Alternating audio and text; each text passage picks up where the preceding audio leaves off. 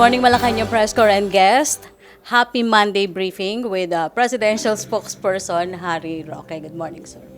Good morning, Pilipinas, and good morning, ladies and gentlemen of the Malacañang Press Corps. Australia-ASEAN Summit. The President regrets that he will be unable to attend the ASEAN-Australia Summit this month. Developments at home continue to require the President's presence in the Philippines. One occasion that the Philippines will be attending will be the graduation at the Philippine Military Academy, since he considers this graduation as an opportunity to dialogue with younger military officers, particularly on the manner by which the Philippine government and the military will dwell with or will deal with the problem of modern-day terrorism. No? The President, however, considers the summit very important and has designated Secretary of Foreign Affairs Alan Peter Cayetano as his special personal representative. This special designation will help ensure that the Philippines continues to be engaged with ASEAN and Australia in advancing shared interests in the region and moving forward the common agenda for greater security, stability, and inclusive and sustainable development in the region. Good news, the Philippines will now be a party to the Budapest Convention on Cybercrime along with 56 other countries. President Rodrigo Roa Duterte signed the instrument of accession for the Budapest Convention last December 2016, to which the Senate concurred last February. With the landmark signing of this convention, the Philippines can now squarely address the issues brought about by cybercrime at both the domestic and international levels, including its facilitation, investigation, and prosecution. We are pleased to announce that the Department of Science and Technology will finance the construction of a 76 million hybrid Trimaran cargo vessel. According to the DOST, the hybrid cargo vessel is expected to improve the maritime industry in the Philippines with its modern design and environment-friendly features that can harness energy from the ocean waves. Steel will be used in building the vessel in order to guarantee higher structural efficiency and better wave resistance. In addition, the Aklan State University will implement the project in partnership with the Maritime Industry Authority and Metallica Shipyard. Marina will ensure the compliance of the vessel with international safety and emission standards, while Metallica Shipyard will provide the design and specifications of the vessel. The hybrid cargo vessel is projected to be completed by 2020, which can accommodate 100 passengers, 4 vans, and 15 motorcycles. We're furthermore pleased to announce that the Philippine Health Insurance Corporation, through its Z benefit, has now a comprehensive social health insurance coverage to address mobility impairment among Filipino children below 18 years of age who are affected by musculoskeletal and neuromuscular disorders. Some of the grants comprising the Z benefit include the mobility impairment requiring assistance devices from upper and lower extreme prosthesis, lower extremity orthosis, and special spinal bracing with a range from 12,730 pesos to 163,540 pesos. We thank the European Union likewise for offering 3.8 million euros aid to fund the drug rehabilitation centers in the country. The President, as we all know, is amenable to accepting any aid, but without any unilateral conditions. He will reject, as he did in previous occasions, offer of assistance with any condition that would interfere with our domestic policies. The President will not compromise the nation's dignity over any amount of foreign aid. That being said, the EU's desire to support our drug rehabilitation centers runs parallel with the Duterte administration's holistic approach to the drug problem by treating it not just as a national security issue, but a public health concern as well, including rehabilitation and reintegration of drug dependents. Certainly, their assistance without conditionalities will be channeled to the Department of Health and will be a big boost to our drug rehabilitation program. Okay, I have a PowerPoint presentation. Is the PowerPoint presentation ready? Well, this PowerPoint exploration gives you some examples of joint exploration agreements which are ongoing in different EEZs. No? First of which, there is an ongoing, believe it or not, joint exploration being conducted by Vietnam and its arch rival China. This is a joint exploration of blocks in South China Sea by ONG Sea India, and Petro Vietnam. There's also one joint exploration of the Beibu Gulf conducted by CNOOC, a Chinese company, and Petro Vietnam. Okay. First is Vietnam. There's at least two between India and Petro Vietnam, between CNOOC, which is a Chinese-owned state corporation. It's and Petro Vietnam. There's one between Iceland and Norway, license for joint exploration for oil and gas in Reri region, which also CNOOC is involved in, including the national oil companies of both Iceland and Norway. There is a joint exploration agreement entered into by Kenya, and this is again CNOOC and the Kenyan government. Even New Zealand has a joint exploration with the Chinese oil company CNOOC and Shell Petroleum New Zealand, as well as Papua New Guinea, joint venture agreement for shale oil and gas in Gulf of Papua by PNG LNG and ExxonMobil.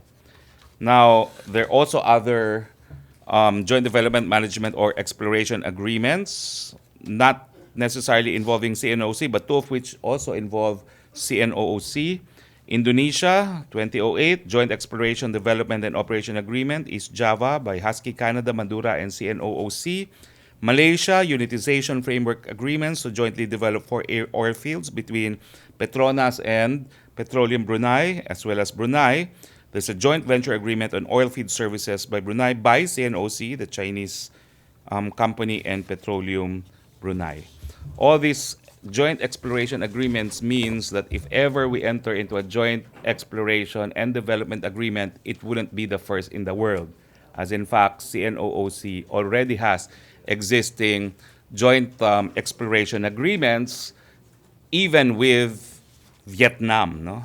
And in fact, we could look to the Vietnamese-Chinese Treaty on Joint Exploration and Development as a model for possible relationship between the Philippines and China. Also, I understand that this is in reply to a question made by Pia Ranada that Justice Carpio disputes that Labugal is applicable to a joint exploration in the EEZ.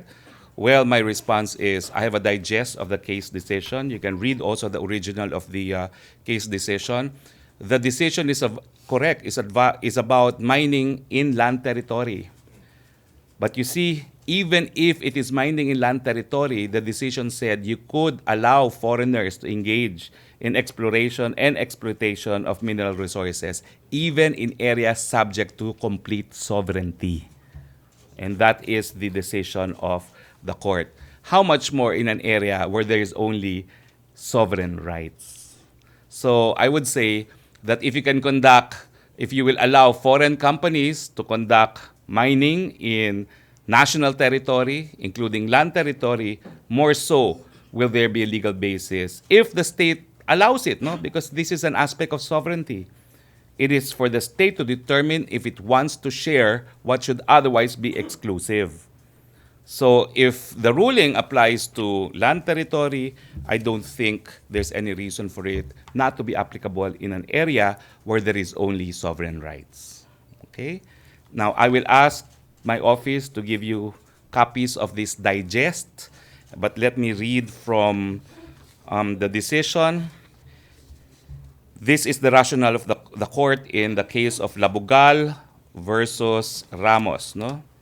Given the inadequacy of Filipino capital and technology in large-scale mining activities, the state may secure the help of foreign companies in all relevant matters, especially financial and technical assistance, provided that the state maintains its full right of control.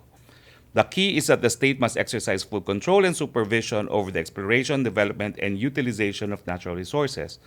However, the court was careful to state that full control and supervision cannot be taken literally to mean that the state controls and supervises everything down to the minutest detail and makes all required actions. Government need not micromanage mining operations and day-to-day affairs of the enterprise to be considered as exercising full control and supervision. Okay? The court went on to opine that the Constitution should be read in broad, life-giving strokes It should not be used to strangulate economic growth or to serve narrow parochial interests. So the voting record is 10-4 with 1 abstain. In favor was the ponente, Chief Justice Panganiban, Davides, Sandoval Gutierrez, Osre Martinez, Garcia, Puno, Kisumbing, Corona, Tinga, Chico Nazario. Dissenting were, of course, Justice Carpio Morales, Calleja Sr., and Iñárez Santiago. Again, I'd like to reiterate, the views of Justice Carpio was the minority view. He voted and submitted a dissenting opinion to the majority opinion in Labugal, the voting pattern of which was overwhelmingly in favor of allowing foreign corporations to participate in exploration and development of natural resources. 10-4, 10 votes in favor, 4 against. That should be crystal clear. Questions? May follow-up question about joint exploration? Joseph Morong, follow-up. Sir, dun po sa examples na binigay nyo, those are explorations. How many of those are in the EEZs? All All, are in the okay. EEZ. And in your examples, how many are those that are between countries that are with contesting claims? It will be with Vietnam, Malaysia, and Brunei. Nasa ba yung PowerPoint na yun? Yan. Yan. Yes. Vietnam, and then there's also Malaysia, but Malaysia doesn't involve CNOC, but Brunei does. So Vietnam, Brunei, with CNOC, right? Yes. And then under these agreements, the CNOC is contracted by any country? Say for example, Vietnam or Brunei? What happens is first there must be a bilateral treaty between the states that would enable its nationals to engage in joint exploration. Once that treaty is signed, then the service contracts are awarded in favor of corporations of the contracting states. So that's why here it's between CNOOC and other national-owned gas corporations such as Petro-Vietnam. No? Alright, so ang sinasabi kasi sir nila, Professor Batong Bakal, is that the reason why you need a corporation to do the exploration is that they can be subsumed, no? Or they can be prevailed upon by the state's laws, right? I'm not disputing that, but they're wrong in saying it's not allowed under our constitution. And they're also wrong in saying that you're compromising sovereignty. Our point being, it's being done. You know, this is just a few examples. Earlier, I was a bit upset because I wanted to tell my staff, give me as many examples as you can, because we now have many joint explorations involving what is known as straddling resources. What are these straddling resources? Well, under the ground, when you have oil deposits in the Middle East, it's not as if you can specify the metes and bounds of the boundary of adjacent states that own in common oil reserves. No? So under those circumstances, they have to enter into a joint exploration and joint development agreement, no, between the states. So there's actually so many of these kinds of agreements now.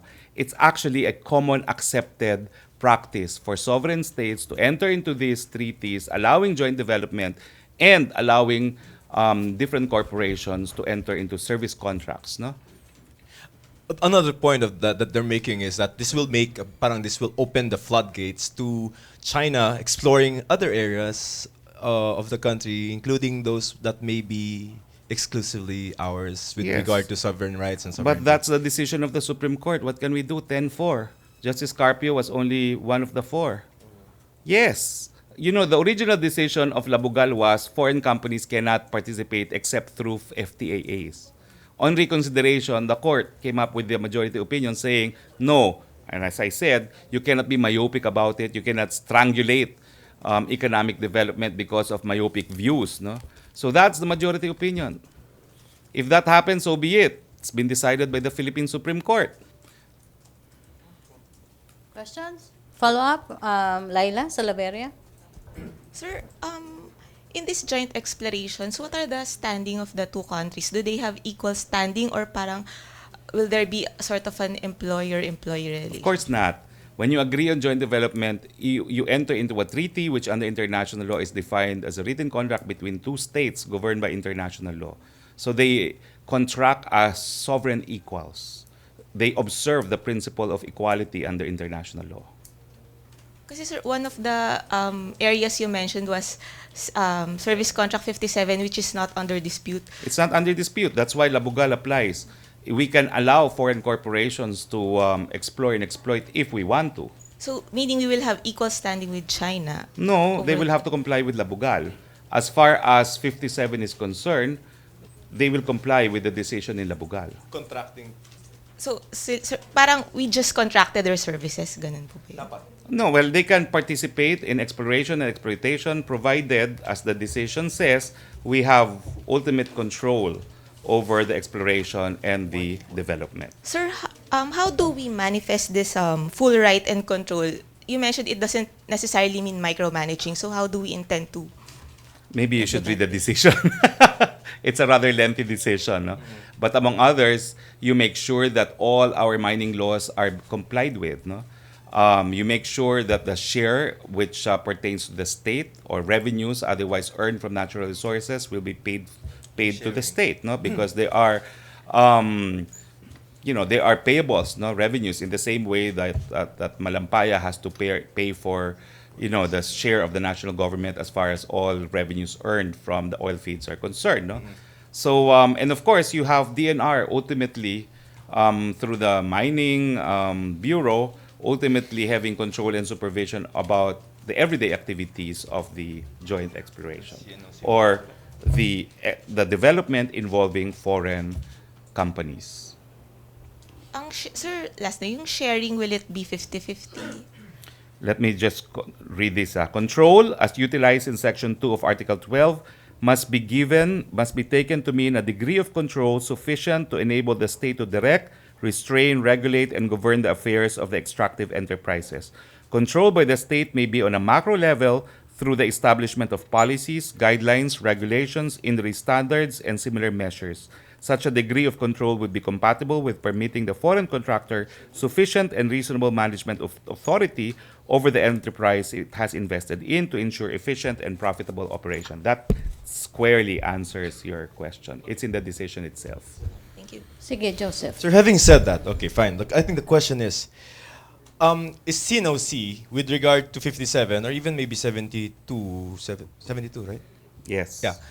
Will the CNOC be subject to our laws when they do explore and exploit our resources? They will absolutely be subject to Philippine law if it is 57. Okay. As to 72, the agreement on joint exploration will be governed by international law. Because there has to be a treaty to be signed between the Philippines and China first on the joint exploration before it can be implemented by juridical entities of the contracting states. All right. With regard to 57, assuming we find 100, we find oil or gas there, who dictates the terms It of will have to be the sharing? mining code. The Our domestic mining law of code. the Philippines will prevail on 57.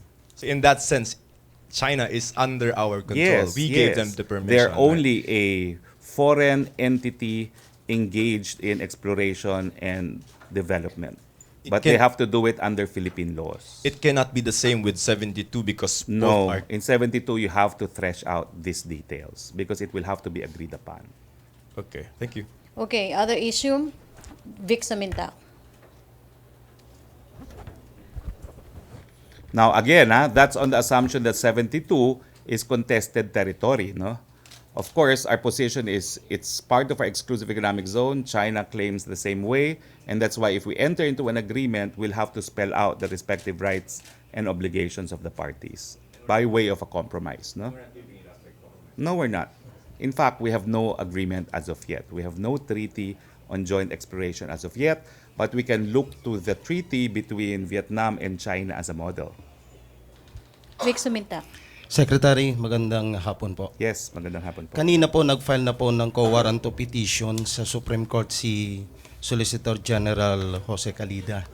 Ano po ang take ng palasyo dito? Well, we have consistently taken the view that we leave it to Congress to remove the Chief Justice if there are grounds to do so, Now that a petition has been filed in the court, I think there are two petitions now pending in court. We leave it to the Supreme Court to resolve these two separate petitions. However, we stand by our constitutional duty that we will enforce the decision of the Supreme Court, whatever it may be. So as a lawyer, ano ang tingin po ninyo? Kasi may mga nagsasabi na yun lang impeachment ang pwedeng mag-alis sa sitting Chief Justice. Well, let's just say this is unprecedented. While the normal rule is that impeachable officers can only be removed through impeachment, the petitioners, who I believe are fully cognizant of this doctrine, probably feel that under the circumstance, the general rule should not be applicable. No? So let's wait for the decision of the Supreme Court. Question? Thank you, sir. Follow up? Other issue? Pia Gutierrez. Sir, the term of SEC Chair Teresita Herbosa is set to expire this week. Meron na po bang nakikitang kapalit sa kanya si President Duterte? Wala pa po, but of course, we have nothing but respect for Chair Herbosa. Will the President name a replacement kaya later sa cabinet meeting, sir? I don't think it will be done in today's cabinet meeting, but he will be the appointing authority anyway. Thank you, sir. Questions? No more? Laila Salaveria. Sir, going back to the Supreme Court, how does the palace see this affecting the judiciary, the justice system, the dispensation of justice in the Philippines? Well, I know that the cases pending in the Chief Justice's office will probably remain unacted upon, no? Because aside from being Chief Justice, she has a caseload. And because she has gone on indefinite leave, I guess we can safely conclude that there will be decisions that will be unwritten because she has gone on indefinite leave. But other than that, as an institution, the court acts as a collegial body. She is first amongst equals, but she only has administrative duties which Senior Associate Justice Antonio Carpio can now fulfill in lieu of the Chief Justice. So there should be no major hindrance to the court performing its job. So you don't have any concern about this affecting the perception of the justice system in the Philippines? Well, I would say that, on the contrary, it proves that the justice system works when 13 of the magistrates themselves vote that the Chief Justice should go on an indefinite leave. That means the justice system is well and healthy and alive in the Philippines. But Probably should be heeded. Should be heeded. Sir, how does the palace prefer for this matter to be resolved? Through a trial or through the co-warranto petition? As I said, we have no preference either way. We will enforce whatever decision the Supreme Court or the Senate may have as sitting as an impeachment court. Thank you. Follow up ba? Follow up? Maricel Halili. So just one question. You mentioned this before that it will be better for CJ Sereno to resign. Is it still the same, sir, following all the proceedings? Would you rather have CJ Sereno resign so as to save the government for all these proceedings? Well, I'm sorry to say that since we made that recommendation, it has since been rejected. So we said, henceforth, our position will be, we leave it to Congress to decide. No? The position remains the same. 4 or 5 months ago, we made a suggestion. She rejected. So be it. Joseph Morong. Just so I don't mishear you, no? You said for the decision ng 13 justices should be heeded I believe so. because That's a unanimous decision of everyone present in the Supreme Court, that because of the controversies hounding the Chief Justice, she should go on indefinite leave. To me, that is a form of a message, no, which the Chief Justice should heed. message that what? I'm not sure, but definitely that her continued stay in office may not be good for the institution. Okay. What is the palace's or the president's duty? Is it to enforce the decision of the 13 justices, or to uphold the Constitution, which says that the only way to remove a Chief Justice is through impeachment. Well, the president took an oath to uphold the Constitution and the laws of the land. You do not see the co-warranto petition being granted as violating the constitutional provision that, about impeachment. That's now within the jurisdiction of the Supreme Court, and that's why the president defers to the decision of the Supreme Court.